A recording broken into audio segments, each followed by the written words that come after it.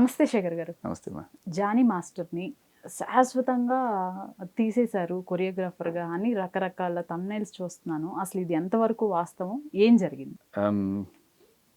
Sequence of events గమనిస్తే మీరు ఆయనకి కాస్త ఊరట లభించిన ప్రతిసారి కూడా ఆయన ఏదో రకంగా టార్గెట్ చేసి కొట్టడానికి ట్రై చేస్తున్నారు.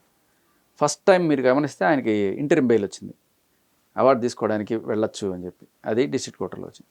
రాగానే ఏం చేశారు, ఇమ్మీడియట్గా అవార్డు రద్దయింది, లేకపోతే అవార్డు సస్పెండ్ చేస్తాం అన్నట్టుగా అక్కడి నుంచి ప్రకటన వచ్చింది. నేషనల్ అవార్డు అది అయిపోయింది. తర్వాత హైకోర్టులో బెయిల్ వచ్చింది. హైకోర్టులో బెయిల్ వచ్చినప్పుడు ఆ జడ్జిమెంట్ చాలా క్లియర్ కట్గా వీళ్ళిద్దరు కన్సెన్షువల్గానే వీళ్ళకి రిలేషన్ ఉంది, ఇద్దరు కలిసి ఉన్న రిలేషన్లో ఒకళ్ళు మాత్రం మనం దోషం చేయడానికి వీల్లేదు, ఏమన్నా ఉంటే తర్వాత తేలుతుంది, ప్రస్తుతానికైతే on these grounds bail granted అని చెప్పి ఆ జడ్జి గారు ఇవ్వడం జరిగింది. అది కూడా మహిళా జడ్జి, హైకోర్టు జడ్జి. ఆ జడ్జిమెంట్ రాగానే ఇమీడియట్గా మనకేమొచ్చింది తీర్పు, మనకి వెంటనే పుష్ప 2లో నుంచి రిమూవ్ చేసేసాం అన్నట్టుగా వెంటనే ఆ ప్రెస్ మీట్ విన్నాం. అదైపోయిన తర్వాత నెక్స్ట్ ఆయనకి వచ్చిన ఇదేంటి అంటే బెయిల్ అయిపోయి బయటకు వచ్చారు, ఏదో సమ్ గుడ్ న్యూస్ వచ్చింది. కరెక్ట్. తర్వాత ఈ బెయిల్ ఎట్లా ఇస్తారు, మీరు ఈ బెయిల్ని క్యాన్సిల్ చేయాలని చెప్పి ఈవిడ సుప్రీంకోర్టుకి వెళ్ళింది. ఎవరండి? ఇంకెవరు ఆయన మీద కేసు పెట్టినా. ఓకే, ఇది ఈ విషయం తెలియదు నాకు.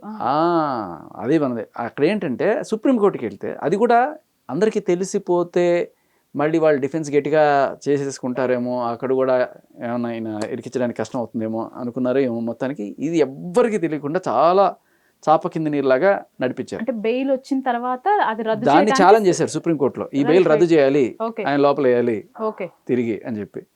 సుప్రీంకోర్టుకి వెళ్ళిన విషయం చాలా మందికి తెలియదు, మీకు న్యూసే కదా, మీరు రెగ్యులర్గా ఫాలో అవ్వాలి, మీకే తెలియలేదు అంటే ఎవరికి తెలియకుండా తీసుకెళ్లారు, వీళ్ళకి కూడా తెలియలేదు. కానీ సుప్రీంకోర్టు కొట్టేసింది, హైకోర్టు డిసిషనే ఫైనల్, మీరు దీంట్లో ఎటువంటి చేయడానికి లేదు. అది రాగానే అది బయటకు వచ్చింది, కొన్ని ఛానల్స్లో మాత్రం వచ్చినట్టుంది. ఇది రాగానే ఇమ్మీడియట్గా జానీ మాస్టర్ మీద పాష్ కమిటీ ఒక తీర్మానం ఇచ్చింది. పాష్ అంటే ఏంటి, ప్రివెన్షన్ ఆఫ్ సెక్షువల్ హెరాస్మెంట్. ప్రతి ఆఫీస్లోనూ ఇది ఉండాలి. ఇప్పుడు మీ ఆఫీస్లో ఒక 50 మంది పనిచేస్తున్నారు అనుకోండి, ఒక 5 మంది కమిటీ పెట్టుకొని ఎవరైనా అమ్మాయిలకి ఇలా హెరాస్మెంట్ జరుగుతూ ఉంటే వాళ్ళు వెళ్ళి కంప్లైంట్ చేస్తే వీళ్ళు ఒక పెద్దరాయిలాగా తీర్పుని ఇచ్చేస్తారు. అయితే ఇప్పుడు ఈయనకి పాష్ కమిటీకి సంబంధించిన తీర్పు ఏమిటి అంటే, అవును మేము ధృవీకరించేసాము, ఈయన అగ్రెషన్ ఎక్కువగా ఉంది, ఈయన అడ్వాంటేజ్ తీసుకోవడానికి ట్రై చేసినట్టున్నాడు అని చెప్పి ఆయన దీనికి అనర్హుడు, 2 టర్ములు పోటీ చేయకూడదు, తర్వాత ప్రెసిడెంట్ పదవి నుంచి తొలగాలి అండ్ సభ్యత్వం కోల్పోతాడు. ఇవి వాళ్ళు చేసిన జడ్జిమెంట్లు. సభ్యత్వం కూడాను అదే కదా తీసేశారు కదా. ఇప్పుడు ప్రెసిడెంట్ పదవి అంటే ఓకే అండి, సభ్యత్వం అంటే యాజ్ ఏ మెంబర్గా ఎలా తీసేస్తారు? అది అంటే నేను చదివాను ఒక చోట, మరి ఎంత మీరు అడిగిన క్వశ్చన్ నాకు కూడా వచ్చింది. బట్ బేసికలీ ఇదేంటంటే ఇంకా ఎంత తొక్కుతావు ఒక మనిషిని హింసించడానికి కూడా ఒక ఇది ఉంటుంది. అదే పనిగా పొడిచి జనాల్లో ఇప్పటికీ చాలా సింపతి ఆయన మీదకి, అయ్యో పాపం జానీ మాస్టర్ని ఇలా చేస్తున్నారని చెప్పి. సో ఇంకా అంటే కోర్టులు ఇచ్చినా కూడా మేము ఇది చేస్తాం, మా చేతనే చేస్తాం. ఇప్పుడు కోర్టులో అన్ని కోర్టుల్లో కూడా మీరు గమనిస్తే district court bail, high court bail, supreme court కూడా అది అప్హైల్ చేసింది. ఈ కోర్టులో అన్నింటిలోనూ ఆయనకి ఇది జరుగుతుంది. బట్ తీర్పు వచ్చిన ప్రతిసారి ఆయనకి అవార్డు రద్దు చేయడము, పుష్ప 2లో నుంచి తీసేయడము, తర్వాత పాష్ కమిటీ తీర్పు అనమాట. అయితే ఇక్కడ పాయింట్ ఏంటంటే, ఒక ఆర్గనైజేషన్కి సంబంధించిన ఈ పాష్ కమిటీ ఏదైతే ఉంటుందో ఆ ఆర్గనైజేషన్ మెంబర్స్ మాత్రమే ఉండాలి. ఇప్పుడు మీ ఆఫీస్ ఉందనుకోండి, మీ ఆఫీస్కి సంబంధించిన మీరు ఇంకెవరున్నా 10 మనుషులు ఒక 4 ఉండాలి. పక్క ఆఫీస్ వాడు వచ్చి చేస్తానంటే కుదరదు. మీరు ఎన్నుకున్న మీ సభ్యులతో చేసే ఇది ఈ పాష్ కమిటీ. మరి ఈ పక్కన అంటే ఈ డాన్సర్స్ అసోసియేషన్కి సంబంధించిన కమిటీ వాళ్ళు నిర్ధారించుకున్నదా, లేకపోతే ఫిల్మ్ ఛాంబర్ వాళ్ళు చేసిందా? ఇప్పుడు మీ ఆఫీస్లో ఏదో జరిగిందంటే పక్కనోడు వచ్చి నేను తీర్పు చేస్తానంటే మీరు ఒప్పేసుకుంటారా? ఇప్పుడు ఈ పాష్ కమిటీలో ఎవరున్నారండి? డాన్స్ అసోసియేషన్కి సంబంధించిన వాళ్ళు కాదా ఉంది? నాకు తెలిసి తమ్మారెడ్డి భరద్వాజ్ గారు ఉన్నారు, ఝాన్సీ గారు ఉన్నారు, ఇంకా కొంతమంది పెద్దలు ఉన్నారు. ఇలా చాలామంది. ఇది ఫిలిం ఛాంబర్ది కదా వీళ్ళంతా. అదే, సో ఫిలిం ఛాంబర్ అంటే అన్నీ మా కిందకి వస్తాయి కాబట్టి మేము తీసుకోవచ్చు అనేది ఇంట్లో తీసుకున్నారా, లేకపోతే వీళ్ళ బైలాస్లో ప్రతి ఆర్గనైజేషన్కి ఒక బైలాస్ ఉంటాయి, దాంట్లో వీళ్ళు ఏమైనా ఇచ్చారా గుత్తాధిపత్యం, అవును వీళ్ళు తీర్పిస్తే మేము శిరోధార్యంగా భావిస్తాం అని చెప్పి ఆ బైలాస్ ఏమైనా ఉన్నాయి కూడా చూడాలి. సరే ఏదైనా కూడా నేనేమంటానంటే మనం ఎన్ని చూడలేదు. ఇప్పుడు చంద్రబాబు గారి మీద కేసులు ఉన్నాయి, ఆయన సీఎం ఆపారా? జగన్ మీద అంతకుముందు కేసులు ఉన్నాయి, ఆయన సీఎం కాకుండా ఆపారా? అంతెందుకు కోర్టులో డైరెక్ట్గా కన్విక్షన్ అయిపోయి నీకు 6 ఏళ్ల పాటు ఇంకా పొలిటికల్ కెరీర్లో రాకూడదని చెప్పి ఇందిరాగాంధీని ప్రధానమంత్రి పదవి నుంచి తీసేస్తే ఆవిడ ఏకంగా జడ్జిమెంటే చెల్లదని చెప్పి ఆర్డినెన్స్ వేసుకొని ఆవిడ ప్రధానమంత్రిలో కూర్చోలేదా? ఎవరినో గొడవ చేస్తే ఎమర్జెన్సీ చేయలేదా? సో ఇవన్నీ ఏంటంటే ప్రజాస్వామ్యానికి మనం పెద్దపీట వేయాలి బేసికల్లీ. ఈ తీర్పు కన్నా అంటే వరుస పెట్టి జరుగుతున్న కాన్సిక్వెన్సెస్ చూస్తుంటే అంటే ఇప్పుడు సుప్రీంకోర్టు దాకా కూడా వెళ్ళగలిగింది అంటే వెనకాల ఎవరన్నా బలమైన వ్యక్తులు ఉన్నారా? ఎందుకంటే మీరు నేను ఊరికే సుప్రీంకోర్టు మెట్లు దొక్కలేం, బలమైన లాయర్లు కావాలి, లేకపోతే ఇది కావాలి. అంత ఈజీగా సుప్రీంకోర్టుకి వెళ్ళిపోతున్నారంటే చాలా బలమైన మనుషులు ఎవరో ఉన్నారు ఆవిడ వెనకాల అనేది అర్థమవుతుంది జనాలకి. ఓకే. సో ఏదేమైనా మీరు ఒక ఎన్నికలు పెట్టినప్పుడు సరే మళ్ళీ ఇంకొక ఎన్నికలు పెట్టి దాంట్లో జానీ మాస్టర్ కూడా పోటీ చేసే హక్కు కల్పించి జనాలు ఏమనుకుంటున్నారు, సభ్యులు ఏమనుకుంటున్నారు అనే విషయం కూడా తెలుసుకుంటే బాగుండేది. ఇప్పుడు అందరూ కూడా అవును మేము నమ్మేమో జానీ మాస్టర్ ఇలాంటి వాడే అని చెప్పి అందరూ కూడా ఆయనకి అగెనెస్ట్గా ఓట్లు వేసేసి ఆయన పోతే అది వేరే రకం. బట్ అలాగే అది ఎవరో ఒక 5 మంది తీసుకొని ఈ 100 మంది లేకపోతే 200 మంది ఎంతమంది ఉన్నారో వాళ్ళందరికీ ఇష్టమైనా కూడా మాకు సంబంధం లేదు, మీకు సంబంధం లేదు, మీరు కామ్గా ఉండాలి, మీరు నోరు మూసుకుండాలి, మీరు దీని గురించి బయట మాట్లాడకూడదు, మాట్లాడితే మిమ్మల్ని తీసేస్తాం, తాట తీసేస్తాం, అది ఇది మీకు ఇంకా అవకాశాలు రాకుండా చేస్తామని చెప్పి వాళ్ళని భయభ్రాంతులకు గురి చేసి బెదిరించి ఈ 5 లేకపోతే 10 మంది ఎవరైతే ఉన్నారో వాళ్ళు తీర్పు ఇచ్చేస్తారు. లెట్ దెమ్ గివ్ ద తీర్పు. అందరూ కలిసి ఇవ్వమనండి, 200 మంది ఇవ్వచ్చు కదా తీర్పు. మరి 5 మంది ఇచ్చిన తీర్పు కన్నా ఇది ఇంకా వ్యాలిడ్ అవుతుంది కదా. ఇప్పుడు జానీ మాస్టర్ ఏంటంటే 2 years ఏనా ప్రెసిడెంట్ గా పోటీ చేయకుండా ఈ 2 years తర్వాత మళ్ళీ చేసుకోవచ్చు అతను. ఈ 2 years పాటు మెంబర్ గా కూడా కంటిన్యూ అవ్వరు అని నేను చదివాను.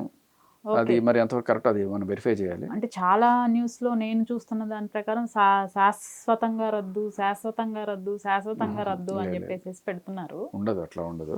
ఓకే. అది అంటే నేను అనేది ఏంటంటే అసలు ఈ పాష్ కమిటీ వ్యాలిడిటీ ఎంతవరకు ఉంటుంది అనేది కూడా మనం ఆయన ఛాలెంజ్ చేస్తుంటారేమో నాకు తెలియదు, ఆయన ఆ విషయం కూడా కనుక్కోవాలి మనం. సో అదే నేను అనేది బైలాస్ కరెక్ట్గా ఉంటే ఓకే, వాళ్ళు ఒప్పుకున్నారు అంటే ఓకే, బైలాస్లో అసలు లేకపోతే హీ కెన్ ఛాలెంజ్. అయితే మనము ఆయన లోపల ఉన్నప్పుడు కూడా ఒక పాయింట్ డిస్కస్ చేసుకున్నాం. బయటకు వచ్చాక సరే కొన్ని కాంపౌండ్స్ వదిలేయండి, మిగతా వాటిల్లో అవకాశాలు ఉంటాయా అండి?